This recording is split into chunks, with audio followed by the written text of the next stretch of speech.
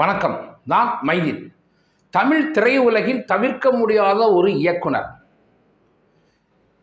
அரசியல் படம், சமூக படம், கிரைம் படம், குடும்ப பாங்கான ஒரு படம், எந்த படமாக இருந்தாலும் அதை தன்னுடைய ஆழமான கதை, அழகான வசன நடைகளால் ரசிகர்களை கட்டி போட்டவர். துணிச்சல் என்று ஒன்று உண்டு என்றால் அது இப்படித்தான் இருக்கும். சமூகத்தில் நடக்கக்கூடியதை, சமூகத்திற்கு எதிரானவர்களை என்னுடைய திரைப்படம் மூலம் நான் தோல் உரித்து காட்டுவேன் அப்படின்னு ஆணித்தரமாக அசைக்க முடியாத ஒரு இயக்குனராக இருந்தவர் தான் இயக்குனர் மணிவண்ணன் அவர்கள். இந்த மணிவண்ணன் அவர்கள் ஏறத்தாழ ஒரு 50 படங்களை இயக்கியிருக்கின்றார்கள். தமிழ், மலையாளம், தெலுங்கு, இந்தி என்று சுமார் 400 படங்களுக்கு மேல் நடித்திருக்கிறார்கள். நடிகர் திலகம் முதற்கொண்டு இளைய தளபதி என்று அழைக்கப்படக்கூடிய விஜய் அவர்கள், பத்மஸ்ரீ உலகநாயகன் கமலஹாசன் அவர்களோடு இப்படி பலதரப்பட்டவர்களோடு நடிப்பாற்றலாலும் வென்றிருக்கின்றார்கள். அந்த மணிவண்ணன் அவர்கள் எப்படி இந்த கலைத்துறைக்குள் வந்தார்? எதனால், யாரால் ஈர்க்கப்பட்டார்? மணிவண்ணன் அவர்கள் கலைத்துறைக்கு வருவதற்கு யார் அவருக்கு உதவியது அப்படிங்கிறது தான் இன்னைக்கு நம்ம பார்க்க போகிறோம். 1954 ஜூலை 31 மரகதம்மாள் RS மணி என்ற தாய் தந்தையருக்கு மகனாக கோவை மாவட்டம் சூலூரில் பிறந்தவர் தான் இந்த மணிவண்ணன் அவர்கள். மணிவண்ணன் அவர்கள் சின்ன வயசாக இருக்கும் போதே சமூக பார்வை, சமூகத்தில் என்ன தவறு நடக்கின்றதோ அதை உடனடியாக தட்டி கேட்கக்கூடிய அளவிற்கு இருந்திருக்கின்றார். கல்விக்கு முக்கியத்துவம் கொடுப்பதை விட சமூகத்திற்குத்தான் நான் முக்கியத்துவம் கொடுப்பேன், இந்த சமூகம் சரியாக இருந்தால்தான் இந்த தேசம் சரியாக இருக்கும் அப்படிங்கிறதுல ஆழமான நம்பிக்கை உள்ளவராக இந்த மணிவண்ணன் அவர்கள் இருந்திருக்கிறார்கள். இந்த மணிவண்ணன் தான் பிறந்த இந்த சூலூர் பகுதியில் ஆரம்ப பள்ளி, மேல்நிலைப் பள்ளி இது எல்லாத்தையும் முடிச்சுட்டு கோவை அரசு கலைக்கல்லூரியில் போய் சேர்றாருங்க. கோவை அரசு கலைக்கல்லூரியில் போய் சேரும்போது அவருக்கு ஒரு புதிய நட்பு கிடைக்கிது. ரங்கராஜ் என்று அழைக்கப்பட்ட, பின்னாளில் மிகப்பெரிய நடிகராக வந்த புரட்சி தமிழன் என்ற ஒரு பட்டத்தோடு இருக்கக்கூடிய சத்யராஜ் அவர்கள் கல்லூரி நண்பராக மாறுறார். இந்த சத்யராஜ் அவர்கள் மணிவண்ணன் அவர்களிடம், நீ இந்த சப்ஜெக்ட் எடுத்து படி, இது உனக்கு நல்லா இருக்கும் அப்படின்ட்டு சொல்லி ஒரு சப்ஜெக்டை சொல்ல, அந்த சப்ஜெக்டை மணிவண்ணன் அவர்கள் படிக்க, மணிவண்ணன் அவர்களுக்கு அது புரியவே இல்லை. சத்யராஜ் அவர்கள் மணிவண்ணன் அவர்களை கல்வி விஷயத்தில் தவறாக வழிநடத்தி விட்டார் அப்படிங்கக்கூடிய ஒரு பதிவும் உண்டு. ஆனால் கல்லூரி காலகட்டங்களில் நாடகம் போடுவது, அந்த நாடகம் அத்தனையுமே சமூக சீர்திருத்தம் சம்பந்தப்பட்ட நாடகமாக இருக்கும். அப்படி ஒரு நாடகங்கள் போட, அந்த நாடகத்தில் தானே நடிக்க இப்படி இருந்த மணிவண்ணன் அவர்கள் நக்சலைட் என்று அழைக்கப்படக்கூடிய இந்த சமூக போராளிகளோடு சிலரோடும் தொடர்பில் இருந்தார் என்றும் சொல்லப்படுவது உண்டு. ஏன்னா இந்த ஒரு காலகட்டத்தில் நக்சலைட்டுகள் எல்லாம் அழிக்கணும் அப்படின்னு சொல்லிட்டு ஒரு லிஸ்ட் எடுக்கிறாங்க தமிழ்நாடு அரசாங்கம். அப்போது மணிவண்ணனுடைய பேரும் அதில் இருந்துதான் இது சொல்லப்படுவது உண்டு. அந்த அளவிற்கு பொது சித்தாந்தத்தில் மணிவண்ணன் அவர்கள் ஊறி திளைத்தவராக படிக்கின்ற காலத்தில் இருந்திருக்கிறார். அந்த காலகட்டத்தில் இயக்குனர் பாரதி ராஜா அவர்கள் கிழக்கே போகும் ரயில் அப்படிங்கக்கூடிய ஒரு படத்தை எடுத்து வெளியிட, அந்த படம் தமிழகத்தின் பட்டி தொட்டி எங்கும் பட்டையை கிளப்ப, அந்த படத்தை மணிவண்ணன் தன் நண்பர்களோடு போய் பார்க்கிறார். பார்த்துட்டு, என்ன படம் இப்படிலாம் இருக்க, எப்படி எழுதியிருக்கிறாங்க, எப்படி நடிச்சிருக்கிறாங்க அப்படின்ற ஒரு பெரிய பிரமிப்பு. ஏன்னா இது 1978 இந்த சம்பவம், இந்த படம் கிழக்கே போகும் ரயில் வெளியாகுது. அதை பார்த்துட்டு மணிவண்ணன் அவர்கள் சும்மா இருக்கலை, கடிதம் எழுதுகிறார் படத்தினுடைய தயாரிப்பாளருக்கு. அதில் பாரதி ராஜா அவர்களை பற்றி ஒரு பக்கம் 2 பக்கம் இல்லைங்க, 100 பக்கங்கள் அந்த படத்தை பற்றி வரிக்கு வரி என்னதெல்லாம் ப்ளஸ் எதெல்லாம் மைனஸ் அப்படின்னு சொல்லி 100 பக்கங்கள் எழுதின ஒரு கடிதம் பாரதி ராஜா அவர்களுடைய கைக்கு வருது. பாரதி ராஜா அவர்கள் இந்த கடிதத்தை பார்க்குறாங்க.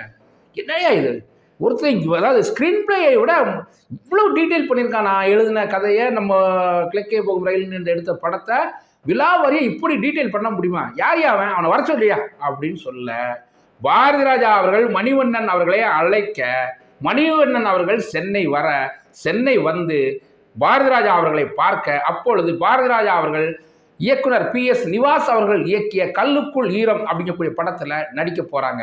அன்றைய காலகட்டத்தில் பாரதிராஜா அவர்கள் மணிவண்ணனை என்ன பண்ணுறாங்கன்னா தன்னோட உதவியாளராக வச்சுக்கிறாங்க. கல்லுக்குள் ஈரம் படம் முடியுது. அடுத்து நிழல்கள் அப்படின்னு ஒரு படம் பாரதிராஜா அவர்கள் ஆரம்பிக்கிறாங்க. அந்த நிழல்கள் படத்தில் பார்த்தீங்கன்னா, அதாவது பாரதிராஜா அவர்களிடம் மணிவண்ணன் சேரும்போது 1980 நிழல்கள் படம் ஆரம்பிக்க போகிறாங்க. அந்த நிழல்கள் படத்துக்கு கதையை மணிவண்ணனையே எழுத சொல்கிறாரு பாரதிராஜா அவர்கள். மணிவண்ணன் கதை எழுத, இயக்குனர் பாரதிராஜா இயக்க, படம் வெளியாகுது. ஆனால் படம் எதிர்பார்த்த அளவுக்கு போகலை. எல்லாரும் எவனோ ஒருத்தன் புதுசாக வந்தான், அவனை நம்பி கதை எழுத சொல்லலாமா? பாரதிராஜா தோக்கலாமா? இது வரைக்கும் பாரதிராஜா ஜெயிச்சுட்டு தானே வந்தார். ஏன்னா அதற்கு முன்பாக, நிழல்களுக்கு முன்பாக பாரதிராஜா அவர்கள் இயக்கிய படங்கள் மிகப்பெரிய வெற்றி பெற்ற படங்கள், தமிழகம் முழுவதும் பட்டி தொட்டி எங்கும் பேசப்பட்ட ஒரு படங்கள். இப்படி பண்ணலாமா அப்படின்னு சொல்ல பாரதிராஜா அவர்களுக்கு ஒரு வைராக்கியம் வந்துருச்சு. யாரை வச்சு நான் எழுதி தோத்தனோ அவனை வச்சே நான் ஜெயிச்சு காட்டுறேன் அப்படின்னு ஒரு சபதம் எடுத்து மணிவண்ணன் அவர்களை கூப்பிட்டு, எனக்கு தெரியாது, இன்னும் 10 நாளில் எனக்கு ஒரு கதை பண்ணுறேன், நீ உடனடியாக நம்ம படம் பண்ணுறோம் அப்படின்னு சொல்ல, அந்த 10 நாட்களில் ஒரு கதையை எழுதி அதற்கு வசனத்தையும் எழுதுகின்றார் மணிவண்ணன் அவர்கள். அதுதான் பாரதி ராஜாவின் அலைகள் ஓய்வதில்லை. அந்த படத்தை எடுக்கிறாங்க. படம் பட்டி தொட்டி எங்கும் சூப்பர் டூப்பர் ஹிட்டாக போகுதுங்க. தமிழக அரசனுடைய 9 விருதுகளை அந்த படம் வாங்குது. மணிவண்ணன் அவர்களுக்கு அன்றைய தமிழகத்தினுடைய முதல்வராக இருந்த புரட்சித் தலைவர் பொன்மனச்செம்மல், மக்கள் திலகம் எம்ஜிஆர் அவர்கள் விருதினை வழங்கி கௌரவிக்கிறார்கள். மணிவண்ணன் அந்த விருதை வாங்குறாரு. யாரை வைத்து நான் தோத்தேனோ அவரை வச்சு நான் ஜெயிச்சிட்டேன்டா அப்படின்னு சொல்லிட்டு யாரெல்லாம் தன்னை கிண்டல் செய்தார்களோ, கேலி செய்தார்களோ அவர்களிடத்திலே பாரதிராஜா அவர்கள், பாத்தியா நான் ஜெயிச்சிட்டேன், பத்தியா என் சிசினை வச்சு அப்படின்னு சொல்லி பெருமிதத்தோடு சொல்லக்கூடிய சூழல் உருவாகுது. அதன் பிறகு டிக் டிக் டிக் டிக். அதன் பிறகு 82 வரை மணிவண்ணன் பாரதிராஜாவோடு, அதாவது 2 ஆண்டுகள் இருக்கின்றார். 2 ஆண்டுகளில் ஒரு படத்தை எப்படியெல்லாம் கதை எழுதணும், எப்படியெல்லாம் வசனம் எழுதணும், எப்படியெல்லாம் திரைக்கதை அமைக்கணும், எப்படி இயக்கணும், எப்படி இயக்கக்கூடாது அப்படிங்கிறத முழுமையாக கற்றுக்கிட்டு இருக்காங்க. இந்த நேரத்தில் ஒரு சம்பவம் நடக்குங்க. இசைஞானி இளையராஜா அவர்கள் பாரதிராஜாவோடு வரக்கூடிய இந்த மணிவண்ணனை பற்றி முழுமையாக தெரிந்து கொள்ள, அங்கே இசைஞானி இளையராஜா அவர்களை பார்க்க வரக்கூடிய ஒரு தயாரிப்பாளரிடம் மணிவண்ணன் அவர்களை இசைஞானி அறிமுகப்படுத்தி, இந்த பையன் நல்ல கதை எழுதுகிறாரு, நம்ம பாரதி கிட்ட தான் அசிஸ்டண்டாக இருக்காரு, இவரை வச்சு ஒரு படம் பண்ணுங்களேன், இவருக்கு இந்த பையனுக்கு ஒரு வாய்ப்பு கொடுங்க, படம் நல்லா வரும் என்று சொல்ல அந்த படம் தயாரிக்கப்படுகின்றது. 1982 கோபுரங்கள் சாய்வதில்லை அப்படிங்கக்கூடிய ஒரு படம் வருது. தமிழகத்திற்கு ஆகச்சிறந்த ஒரு இயக்குனராக மணிவண்ணன் அவர்கள் கிடைக்கப்பெறுகிறார். அதன் பிறகு நமக்கு தெரியும் 24 மணி நேரம், 100வது நாள், விடிஞ்சா கல்யாணம், அதே நேரத்தில் அரசியலை புரட்டி போட்ட அமைதிப்படை, தோழர் பாண்டியன், இப்படி எத்தனையோ படங்களை சொல்லலாம். ஒரு திரைப்படங்கள் எப்படி இருக்கக்கூடாதோ அப்படி நிறைய படங்கள் இருக்கு. ஒரு படம் எப்படி இருக்க வேண்டுமோ அதற்கு மணிவண்ணனுடைய நிறைய படங்கள் இருக்கு. 50 படத்தில் ஒரு 35 படங்கள் வரை வெற்றி பெற்ற படங்கள் மணிவண்ணன் அவர்கள் இயக்கியது. அதில் இந்த அமைதிப்படையெல்லாம் பார்த்தீங்கன்னா சத்யராஜ் அவர்கள் மணிவண்ணன் அவர்களுடைய காம்பினேஷன், இந்த காம்பினேஷன் பார்த்தீங்கன்னா இப்படியெல்லாம் அரசியலில் இருக்குமா? ஒரு சாமானியன் நினைத்தால் அரசியலில் இவ்வளவு உச்சாணிக்கு வர முடியுமா? அரசியலில் இவ்வளோ சூது இருக்குமா?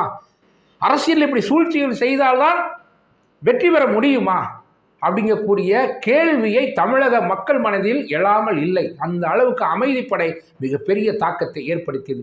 இன்றைக்கி கூட அரசியலில் யாராவது துரோகம் பண்ணிட்டாங்கன்னு வைங்களேன், நம்ம உடனே என்ன சொல்லுவாங்கன்னு கேட்டிங்கன்னா, அமைதிப்படை சத்யராஜ், வேற யார் இவர் அப்படின்னு சொல்லுவாங்க.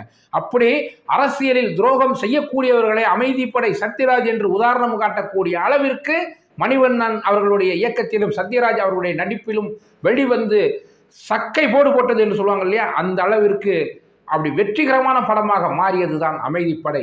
அப்படி ஒரு ஆற்றல், அப்படி ஒரு எழுத்தாற்றல், அப்படி ஒரு வசனத்தினுடைய தன்மை இதெல்லாம் மணிவண்ணன் இருந்தது. ஆனால் மணிவண்ணன் அவர்களுக்கு சின்ன வயசுல இருந்த அரசியல் மீது ஈடுபாடு.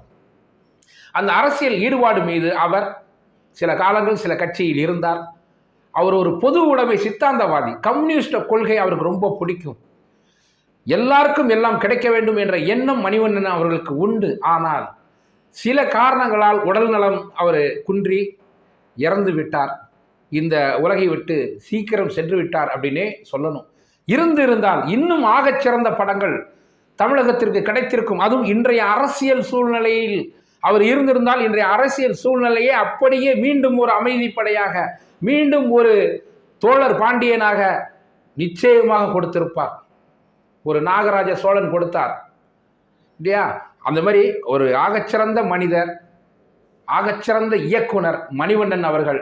மணிவண்ணனுடைய படங்கள் எப்படி மக்கள் மனதில் தாக்கத்தை ஏற்படுத்தியதோ அதே மாதிரி அவருடைய உதவியாளர்களும் மக்களுடைய மனதில் தாக்கத்தை ஏற்படுத்தக்கூடிய அளவிற்கு படங்களை எடுத்திருக்கின்றார்களா என்ற கேள்வியோடு மணிவண்ணன் அவர்கள் இருந்த காலம் என்பதும் உண்மையிலேயே 90 என்ற காலகட்டம்தான். அதுதான் தமிழகத்தின் சினிமாவிற்கு பொற்காலம், ரசிகர்களுக்கு பொற்காலம். அந்த பொற்காலம் இனி எங்கே வரும் என்ற கேள்வியோடு இன்றும் உங்களிடமிருந்து விடைபெறுகின்றேன். நன்றி, வணக்கம். நான் மைதி.